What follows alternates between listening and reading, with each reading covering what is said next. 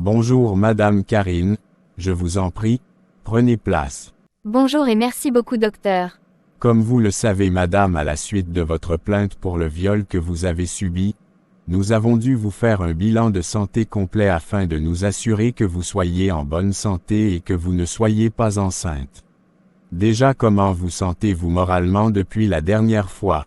Très mal docteur, je ne m'en suis toujours pas remis, et à vrai dire je ne sais pas si je m'en remettrai un jour. Depuis ce jour je ne suis que l'ombre de moi-même, c'est comme s'il m'avait vidé de toute vie, de toute substance. J'ai l'impression d'être là sans être là, j'ai perdu le goût de vivre, plus rien ne m'excite ou ne m'attriste, je me sens morte à l'intérieur de moi. Je comprends, c'est tout à fait normal que vous passiez par cette phase. Les personnes victimes de viol ressentent généralement ces mêmes sentiments, mais je vous encourage à prendre rendez-vous avec un psychologue, afin de pouvoir faire un travail en profondeur sur vous-même, pour vous libérer de cette souffrance. Tout n'est pas terminé pour vous Madame, vous pouvez vous relever, refusez de vous laisser aller et battez-vous. Vous avez été victime de ce violeur en série, c'est vrai, mais ne demeurez pas une victime.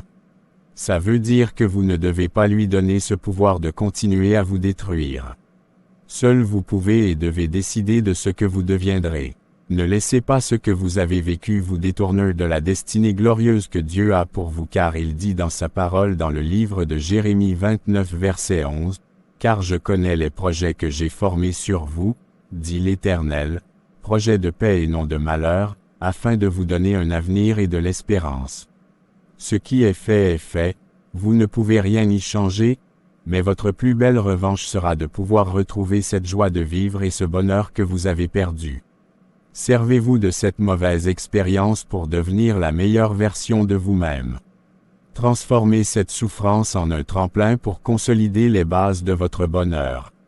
Que cette souffrance que vous avez subie ne soit pas en vain, mais qu'elle vous aide à être plus forte, sage, prudente, et pourquoi pas aider, protéger et défendre d'autres femmes dans ton cas, sensibiliser vos jeunes sœurs pour qu'elles ne fassent pas les mêmes erreurs que vous. Mais ne lui accordez pas ce bonheur de vous savoir dans le tourment et le mal-être. D'accord, j'ai compris docteur, merci beaucoup pour ces paroles réconfortantes. Maintenant je vais vous annoncer les résultats de votre examen. Les résultats ne sont vraiment pas bons. Je suis vraiment désolé de vous annoncer que vous êtes positive au test du VIH/SIDA. Non docteur, c'est pas du tout possible, je ne peux pas le concevoir. Pourquoi moi? Pourquoi ça m'arrive à moi? Seigneur Jésus, pourquoi m'as-tu abandonné? Non Seigneur. Je suis vraiment désolé Madame, je sais que c'est une double peine, non seulement la douleur d'avoir été violée, mais aussi celle de porter la douleur d'une maladie incurable. Mais comme je vous le disais tantôt Madame, tout n'est pas terminé. Ce viol et cette maladie ne vous définissent pas, ce qui vous définit c'est ce que Dieu dit et pense de vous. Et Dieu croit toujours en vous, il a des projets pour vous, et il vous a déjà donné la victoire à la croix. Placez votre confiance en lui, dans ses promesses et dans sa parole. Il dit dans sa parole que celui qui place sa confiance en lui ne sera jamais confus. Tu n'es pas seul, Dieu est avec toi. Je te conseille de l'inviter et l'impliquer dans tes combats. Demande-lui tous les jours la force et sa grâce, que sa joie soit ton partage. Si tu restes seul dans cette situation et si tu ne comptes que sur toi-même pour t'en sortir, ça te sera difficile de vaincre, mais si tu fais appel à Dieu, il te fera grâce, il sera ta force, ta joie. La parole de Dieu nous dit ceci dans le livre de Psaume 46 verset 1. Dieu est pour nous un refuge et un appui, un secours qui ne manque jamais dans la détresse.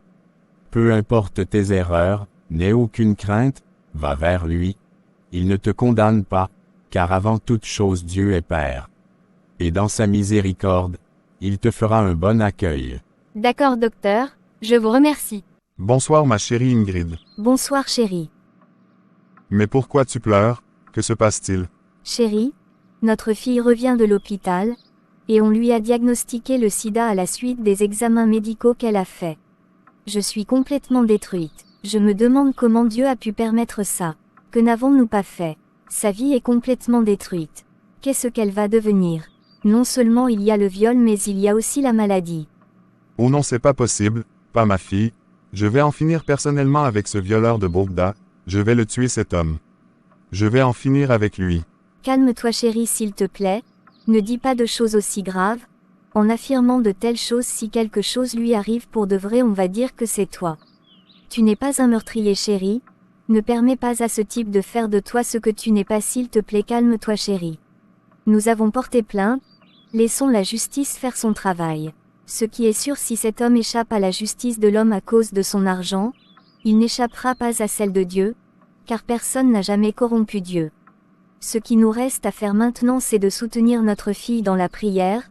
Moralement, nous devons aussi lui prendre rendez-vous chez un psy. Ce n'est pas le moment de la condamner, elle souffre déjà assez, elle a besoin de nous plus que jamais en ce moment. Mais nous devons nous servir de cette expérience pour nous améliorer en tant que parents et pour lui donner de bons conseils. Tu as raison chérie, la question que nous devons vraiment nous poser, c'est pourquoi ce Bogda a réussi à attirer notre fille jusqu'à chez lui.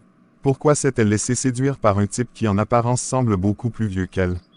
Chérie, je pense que nous n'avons pas été suffisamment présents pour elle, nous n'avons pas été suffisamment rigoureux dans son éducation, nous avons laissé passer certaines choses en nous disant que tous les jeunes font pareil, et que c'est de son âge, par exemple le fait de rentrer tard le soir, de rester connecté trop tard sur les réseaux sociaux alors qu'elle a cours le lendemain, le fait de parler avec des inconnus, le fait qu'elle ne fasse pas grand-chose à la maison et passe son temps à discuter avec ses copines. Elle nous parle souvent mal. À l'école, les professeurs se plaignent. Ses notes sont mauvaises. Tout ce qui l'intéresse, c'est le maquillage, les vêtements et chaussures de marque, et c'est vrai que nous n'avons pas été suffisamment vigilants. Quand elle disait que ce sont ses copines qui lui offraient ses shows, on se contentait de ses réponses, plutôt que vérifier si c'est vrai et de savoir où ses copines qui sont censées être des élèves prenaient cet argent. En réalité, nous avons été négligents, comme parents. Nous sommes tombés dans le piège de la modernité en ne voulant pas frustrer notre enfant, en ne voulant pas qu'elle se sente en décalage avec la société, nous l'avons plutôt exposée, livrée à la société. N'oublions pas que la parole de Dieu nous dit dans le livre de Romains 12, verset 2, « Ne vous conformez pas aux habitudes de ce monde, mais laissez Dieu vous transformer et vous donner une intelligence nouvelle. Vous pourrez alors discerner ce que Dieu veut, ce qui est bien, ce qui lui est agréable et ce qui est parfait. » Tu as absolument raison chérie.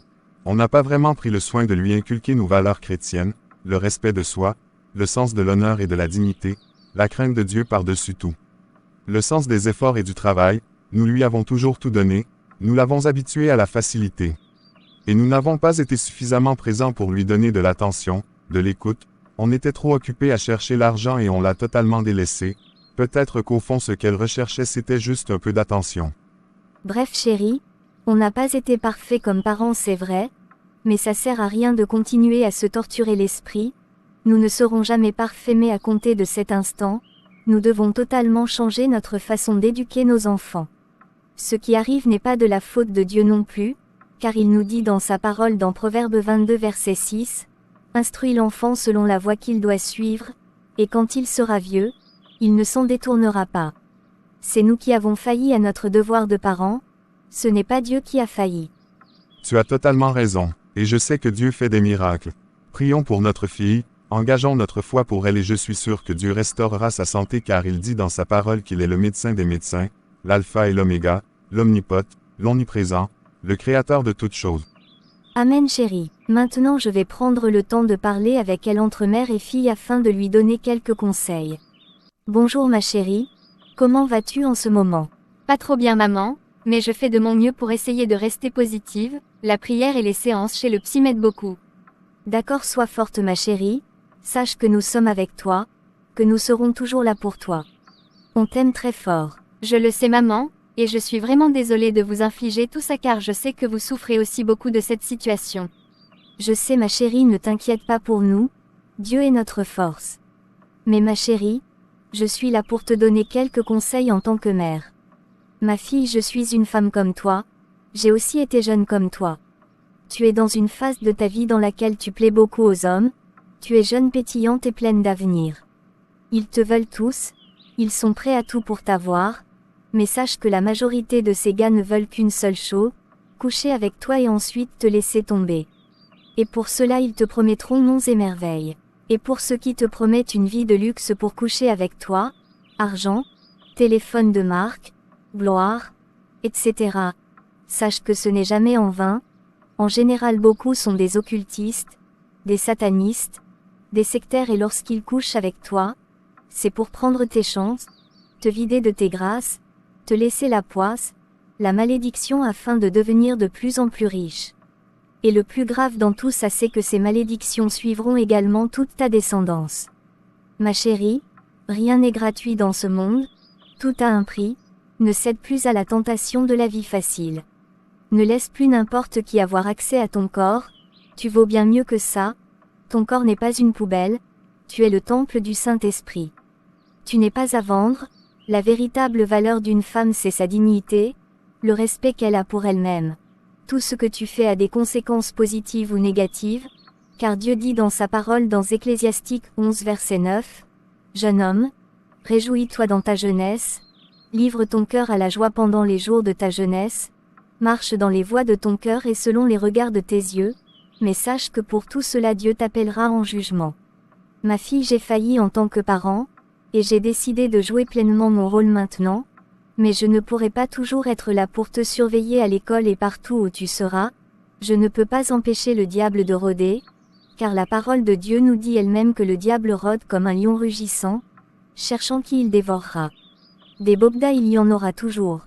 Mais je souhaite que tu fasses appel à ton discernement et à ta sagesse, car je ne serai pas toujours là pour te protéger. Sache que tout est permis, mais tout n'est pas utile et bénéfique pour toi. Tu n'es en concurrence avec personne, je dis bien personne ma chérie, m'entends-tu? La seule personne avec qui tu dois être en concurrence, c'est avec toi-même, pour être la meilleure version possible de toi-même, jour après jour. N'envie pas du tout ces influenceux, ou des amis qui te vendent du rêve, car tu ne sais pas du tout le prix qu'elles paient dans le secret pour avoir cette vie. Et ce que beaucoup ne vous disent pas à vous la jeunesse, c'est qu'elles n'ont plus la paix, qu'elles ne dorment pas la nuit, qu'elles ne sont pas vraiment heureux, qu'elles sont persécutées la nuit par des mauvais esprits, et qu'elles doivent parfois même faire des choses indignes. Beaucoup à la quête de la gloire ont vendu leurs âmes et ne sont plus que des coquilles vides qui recrutent des âmes pour l'enfer. Mais la parole de Dieu nous dit, « Et que sert-il à un homme de gagner le monde entier s'il perdait son âme ? » Ne refais plus les mêmes erreurs. Tu vaux beaucoup plus que tout l'argent qu'un homme peut te donner, qu'un iPhone et tout le reste. Ta dignité, c'est tout ce que tu as de plus précieux. Maman, merci pour tes conseils, je remercie Dieu d'avoir une mère comme toi, tu es une vraie bénédiction pour moi. Je m'étais effectivement laissé avoir par le piège de la vie facile, mais aujourd'hui je comprends qu'en réalité tout ça n'est qu'illusion. Je pensais que posséder des choses de marque, avoir de l'argent me rendrait plus importante aux yeux des autres, et me rendrait plus heureux, mais je m'étais trompée. Le vrai bonheur ne se trouve pas dans les choses qu'on possède mais ça provient de l'intérieur. J'ai compris qu'il y a vraiment rien dehors, la vie de dehors n'est qu'une illusion, car lorsqu'on creuse, beaucoup de ceux qui exhibent leur richesse, réussite et bien, qui semblent toujours heureux s'en servent juste pour combler ou dissimuler le vide criant qui se trouve au plus profond d'eux. J'ai compris que c'est possible de réussir sans se compromettre et je te promets de travailler dur à l'école afin de m'assurer un bel avenir. C'est super ma chérie, je suis très fière de toi, je savais que tu saurais te servir de cette situation pour grandir. Bonjour Karine, comment vas-tu depuis notre dernière séance? De mieux en mieux mais j'ai du mal à pardonner à ce Bogda, je veux le voir mourir. Je crois que c'est cela qui me permettra d'aller de l'avant. Pas du tout, tu te trompes, ta guérison ne dépend que de toi-même, tu n'as pas besoin de le voir mourir pour guérir. Tu sais Karine, ce monsieur Bogda malgré ses airs d'aisance, de puissance et de bonheur est en réalité un monsieur paumé, malheureux, triste et vide, faible, qui ne s'aime pas du tout. Et comme il n'est pas heureux, il ne supporte pas que les autres le soient, en réalité c'est un sadique qui prend plaisir à la souffrance des autres, et qui n'hésite pas à les infliger ses propres souffrances. Garder la colère et la rage en toi le rend tellement fier. Ne lui donne pas cette joie. Par amour pour toi, pardonne, libère ton cœur et va de l'avant. Tu sais toutes ces insultes et ce déferlement de haine qu'il reçoit en ce moment, ne l'atteint pas vraiment car au fond de lui il est persuadé de n'être qu'une ordure, un vaurien. En réalité ça le conforte vraiment dans ce qu'il croit être. Donc ne gaspille plus ton énergie à le haïr, tu te fais du mal toute seule. Ce monsieur n'a plus du tout de conscience, c'est un mort-vivant, Et tu ne peux pas te battre avec un mort. Il n'en vaut pas la peine. D'accord, tu as raison. Seigneur Dieu, je te demande pardon pour la vie que j'ai menée jusqu'ici, je te demande pardon pour t'avoir condamné pour ce qui m'est arrivé car tu n'étais en aucun cas responsable de cela. Tu dis dans ta parole que l'homme récolte toujours ce qu'il sème. Tu nous montres toujours le bon chemin et tu n'es en aucun cas responsable de ce qui nous arrive lorsque nous choisissons de nous en écarter. Maintenant je sais que tu es Père, et que tu ne mets jamais dehors celui qui revient vers toi avec un cœur repentant. Seigneur, pardonne-moi pour toutes mes fautes, pour avoir laissé l'amour de l'argent me corrompre. Et tout comme tu me pardonnes, je te demande aussi la force de pardonner à cette personne qui m'a fait du mal, car tu dis dans ta parole dans le livre de Matthieu 6 verset 15, « Mais si vous ne pardonnez pas aux hommes, votre Père ne vous pardonnera pas non plus vos offenses. » Père, je sais que garder la haine et la colère me font du mal à moi-même. Tu dis dans ta parole qu'à toi appartiennent la vengeance et la rétribution, alors je laisse tout entre tes mains afin que justice soit faite et je sais que tu ne peux pas faillir. Je te demande de me restaurer émotionnellement, physiquement, et dans tous les aspects de ma vie. Désormais je décide de renoncer à cette vie d'apparence, de m'attacher à tes valeurs, la simplicité, le respect de soi et la crainte de Dieu. Je te demande de fortifier, et restaurer toutes les autres victimes de ce Bogda. Seigneur, fortifie mes parents aussi et fais désormais de moi un instrument pour sensibiliser la jeunesse. Je te remets ma vie et je te rends grâce parce que tu as exaucé à toutes mes prières au nom de Jésus-Christ. Amen. Bonjour à tous, je suis ici aujourd'hui pour rendre gloire à Dieu pour ce qu'il a fait pour moi. En effet, vous êtes tous au courant de ce qui m'était arrivé, à la suite de cela j'avais décidé d'invoquer Dieu pour ma guérison intérieure et physique. Bien que je prenais des médicaments, j'ai tout de même décidé de croire et m'attacher à sa parole. Et aujourd'hui, 1 an après, je peux dire que je suis totalement transformée, les médecins disent que je suis guérie. Ils ne comprennent pas ce qui s'est passé, mais moi je sais que c'est la main de mon Dieu. Et je suis ici pour vous encourager également, ne restez pas seul, invitez Dieu dans votre bataille. Et prenez appui sur sa parole, car il nous dit que quiconque place sa confiance en lui, ne sera jamais confus. Il nous dit dans sa parole dans le livre d'Ésaïe chapitre 53 verset 5, « Mais il était blessé pour nos péchés, brisé pour nos iniquités, le châtiment qui nous donne la paix est tombé sur lui, et c'est par ses meurtrissures que nous sommes guéris. Ne cédez pas au désespoir mais au contraire, marchez par la foi. » Car Dieu nous dit dans le livre de Marc chapitre 11 verset 23, « Je vous le dis en vérité, si quelqu'un dit à cette montagne, ôte-toi de là et jette-toi dans la mer, et s'il ne doute point en son cœur, mais croit que ce qu'il dit arrive, il le verra s'accomplir. » Utilisez vos paroles à bon escient car il nous dit dans le livre de Proverbes chapitre 18 verset 21, « La mort et la vie sont au pouvoir de la langue, quiconque l'aime en mangera les fruits. » Arrêtez de vous condamner par vos paroles, ayez des croyances, pensées et paroles positives à votre sujet et Dieu honorera votre foi.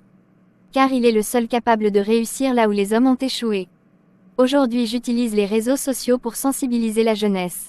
J'ai décidé de devenir avocate afin de défendre les personnes victimes d'injustice dans la vie.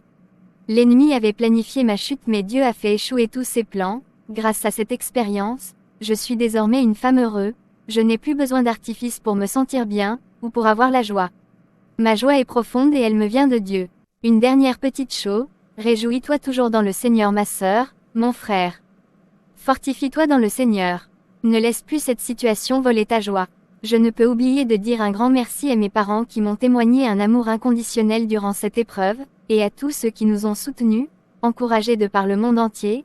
Votre élan de solidarité m'a redonné foi en l'humanité, et m'a donné aussi la force de me battre. Merci à ceux qui se battent au quotidien pour nous, tous ceux qui ont osé prendre la parole pour condamner ces actes de barbarie au péril de leur propre vie et leur sécurité. À tous ceux qui se sont mobilisés afin que justice nous soit rendue. Merci pour tout. Dieu seul vous récompensera pour vos actes. La meilleure façon pour nous les victimes de vous honorer est d'apprendre de nos erreurs et être sages à l'avenir. Et vous pouvez compter sur nous pour vous faire honneur. 1000 fois merci encore.